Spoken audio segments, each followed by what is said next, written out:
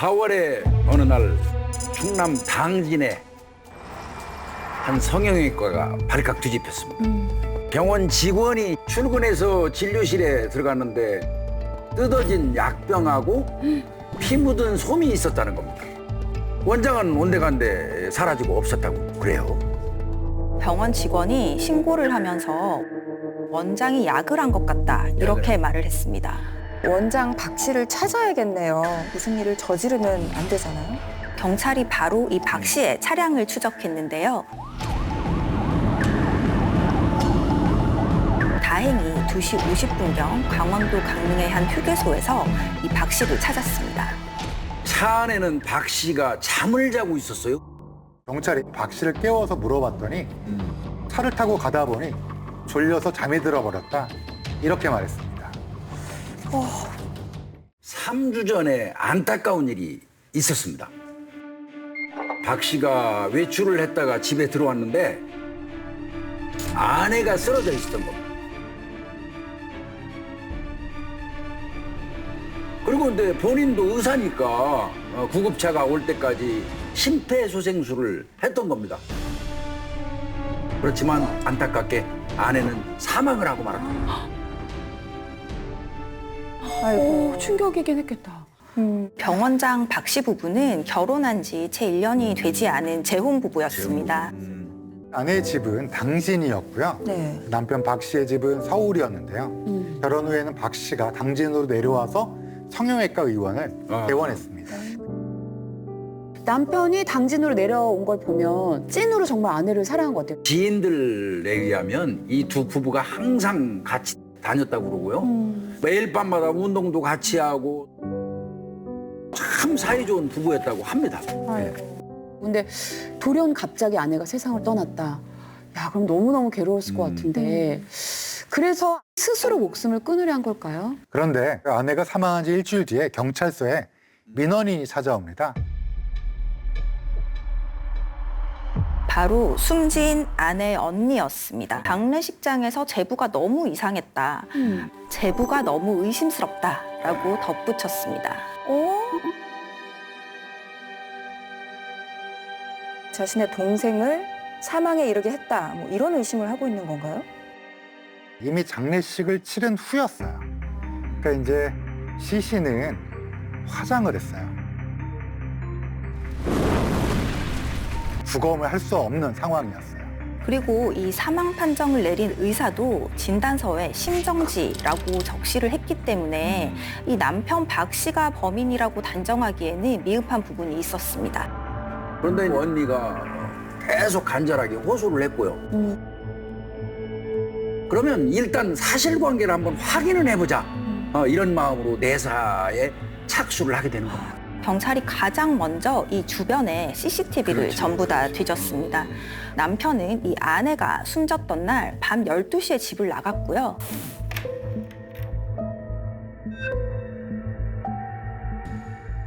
그리고 약 30분 뒤에 집으로 돌아왔습니다.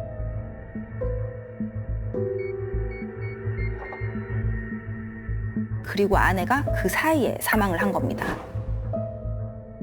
하필이면 남편이 잠깐 집을 비웠던 그 30분 사이에 아내가 사망을 한 건데 문제는 남편 박 씨가 밤 11시에 산책을 하러 나갔다 진술을 했던 것입니다. 남편이 거짓말을 했을 수도 있다고 보는 건가요? 경찰이 CCTV를 쭉 살펴보니까 산책을 갔다던 남편이 뭔가 좀 이상하긴 했어요. 어떤 점이요? 남편이 목적지 없이 동네 여기저기를 그냥 걸어 다녔던 데다가 정말 끊임없이 담배를 펴댔던 거예요. 그래서 혹시 이게 알리바이를 만들려고 하는 행동인가? 아니면 일부러 시간을 때우려고 하는 것 같은데 이런 생각을 하게 된 거죠. 경찰이 아내가 쓰러졌을 당시에 출동했던 구급대원을 만나봅니다. 자신들이 집 안에 들어갔을 때 이미 아내의 심장은 멎어 있었다고 해요. 네. 구급대원이 아내의 호흡을 되살리려고 기관지 확장제라는 약물을 투여했는데요. 주사를 놓으려 아내의 팔을 딱 보니까 오른쪽 팔에 주사 자국이 있었던 거예요. 경찰 입장에서는 이쯤 되면요, 한 가지 가능성을 생각하게 됩니다. 네. 혹시 이 아내가 약물로 살해된 것은 아닐까? 전에도 이런 비슷한 일이 있긴 했습니다. 아내가 사망하기 4개월 전이자 부부가 결혼한 지 7개월 후 아내가 심정지가 와서 쓰러진 적이 있었습니다.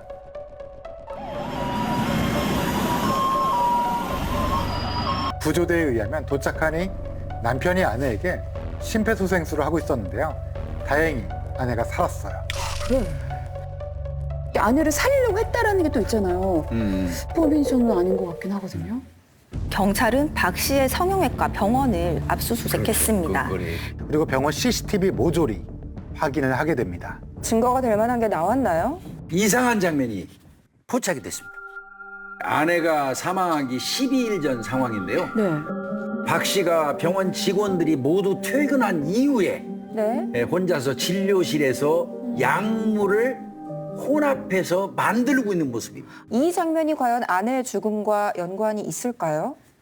사실 박 씨는 저와 평소 알고 지내던 의사였습니다. 그래서 저도 이 사건을 듣고 정말 깜짝 놀랐던 기억이 납니다. CCTV 영상을 보시면 네. 박 씨가 어떤 알약을 빻아서 가루로 만들고 또 다른 약품에 생리식염수를 타는 모습이 담겨져 있습니다. 그리고는 작은 용기에 넣어서 가방에 넣었습니다. 가방에 왜 넣는? 이게 어떤 약인가요? 신경안정제예요. 불안, 긴장, 우울 등의 치료에 사용하는 약품이고요. 잠도 좀 올 수 있고요. 의존성과 오남용의 위험이 있어서 향정신성 의약품으로 지정되어 있습니다. 이거를 맞아요. 휴대하기 쉽게 일부러 병에 옮겨 담았다고 하면 분명히 그 사용처가 의심스러운 거잖아요. 근데 이 약물이 사람을 사망에 이르게도 하나요? 몇 개를 병용해서 사용하면 사망까지 이를 정도로 좀 무서운 약이고요. 조심해서 사용해야 되는 약물입니다. 그런데 이 약품의 구입 경로가 좀 이상했습니다. 이 남편 박 씨가 환자하고 직원 이름으로 몰래 처방을 하고 근처 약국에서 미리 구입해 준 것이었습니다. 그리고 박 씨가 생리식염수를 탄 약품이 하나 있잖아요. 네. 그게 근이완제예요. 수술할 때 주로 사용하는 약물이에요.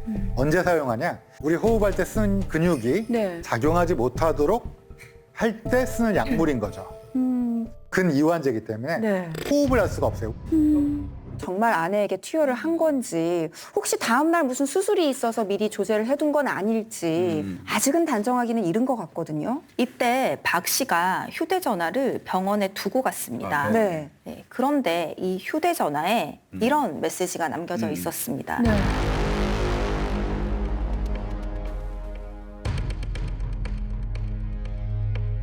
엄마, 제가 죽인 게 맞아요. 죄송해요. 충격이다. 한 현직 의사가 약물로 아내를 살해한 혐의로 구속됐습니다. 의심을 피하려고 이웃 주민을 부르고 직접 심폐소생술까지 했습니다. 쇼를 했다는 얘기잖아요. 사건의 진상은 이렇습니다. 2017년 3월 11일 밤 10시 30분경 밤10시. 박 씨는 안방 침대에서 아내가 목이 마르다며 물을 찾자 거실로 나가 미리 준비해둔 향정신성 약물을 희석하여 피해자에게 건넸습니다. 아무런 의심 없이 물을 마신 아내는 곧 잠이 들었는데요. 박 씨는 역시 미리 준비해둔 근이완제를 아내의 팔에 투여했습니다. 그리고는 죽어가는 아내를 두고 어머. 산책을 하는 척 나갔다가 30분 뒤에 돌아온 거죠. 세상에. 사실 아내는 이미 사망한 이후였습니다. 이전에도 비슷한 일이 있었다고 했었잖아요. 그러면 그때도 남편 짓인 건가요? 아내가 죽기 4개월 전의 일이었습니다. TV를 보면서 간식을 먹고 있었는데요. 아내가 화장실 가느라고 잠시 자리를 비웠다고 합니다.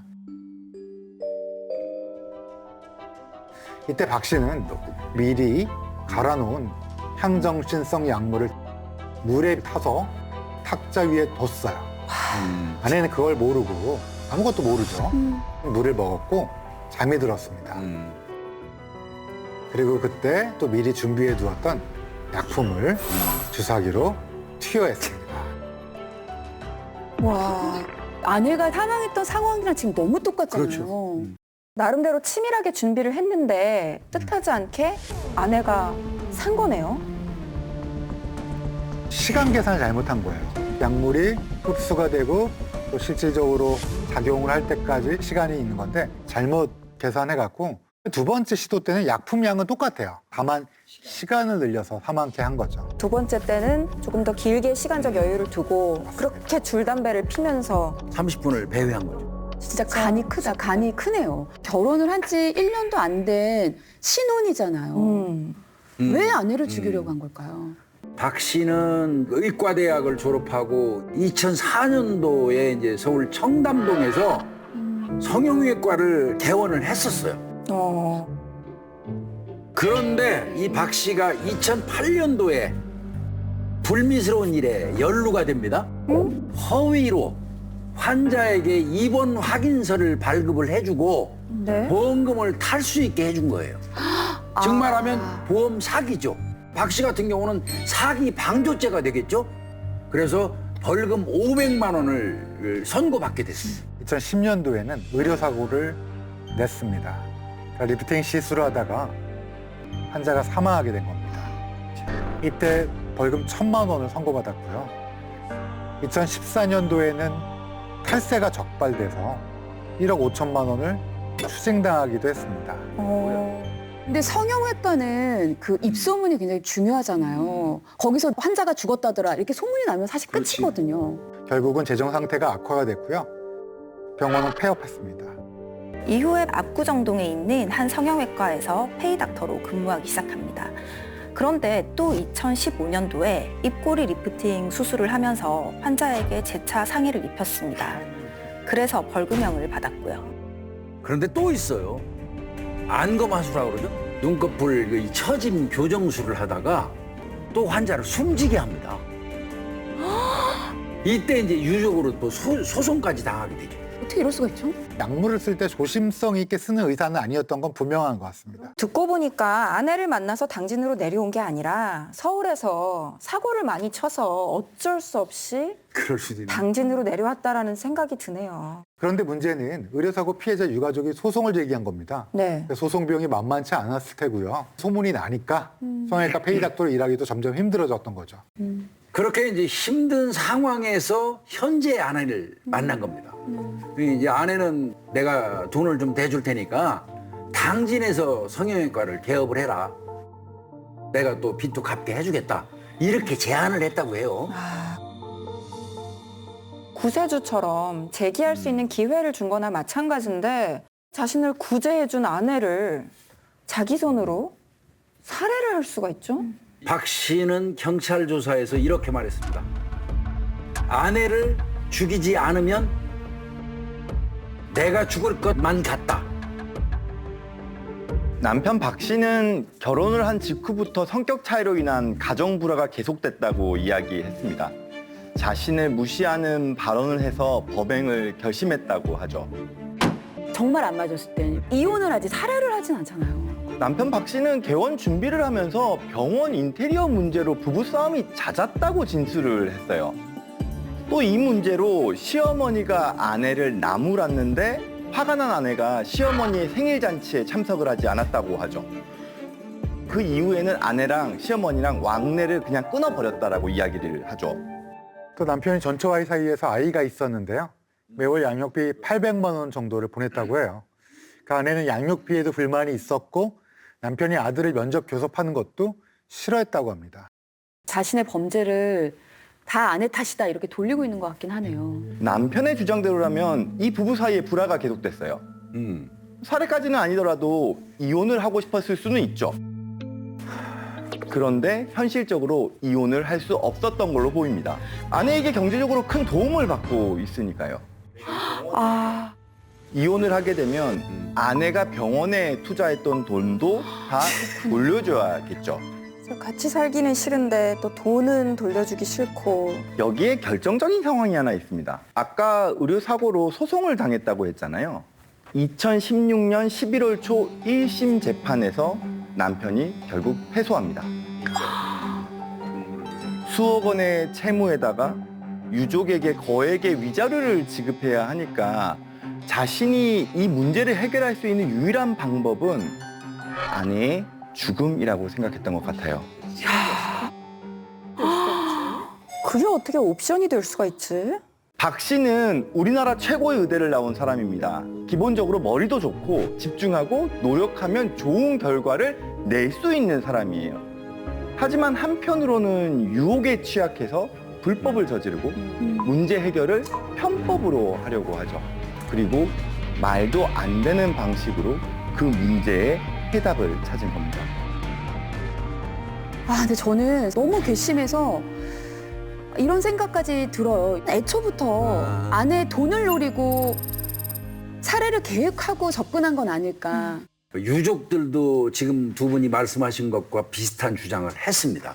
아내가 죽으면 재산 당연히 남편이 물려받게 되는 거 아니겠습니까?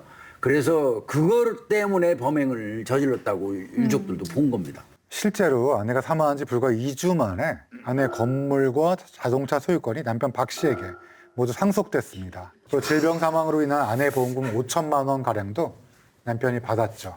너무 뻔한 계획처럼 바로 재빠르게 그냥 재산 다 챙겨갔네요. 2주 만에 모든 재산을 이제 자기 앞으로 돌려놓은 것만 봐도 정황상 이 사람은 돈을 노린 그 어떤 범죄로 보는 게 맞다고 봅니다. 그랬다면 정말 악질 중에 악질이네요. 이 남편이 어떤 판결을 받았을지가 궁금하네요. 이 사건 범행이 형의 특별 가중 요소라고 할 수 있는 계획적 살인 범행에는 해당된다라고 판단을 하였고, 특히 자신의 의학 지식을 살인 범행의 도구로 이렇게 활용한 점은 비난 가능성이 높다는 점도 불리한 정상으로 봐서 최종 징역 35년을 선고하였습니다. 부인을 생각하면 35년 조금 아쉽긴 합니다만은 박 씨가 부디 자신의 죄를 뉘우치길 바랍니다. 의사로서 참 많은 생각이 드는 사건이었습니다. 진실로 좋은 의사가 무엇인가, 또 재판 판결문에서 환자의 건강과 생명을 생각하라는 그 의사의 본분은 우리가 어떻게 받아들일 것인가. 의사는 생명의 존엄성을 지키기 위해서 이 모든 것들을 항상 생각하고 본분을 망각하지 말아야겠다라는 제 자신에게 다짐을 하게 되는 사건이었습니다.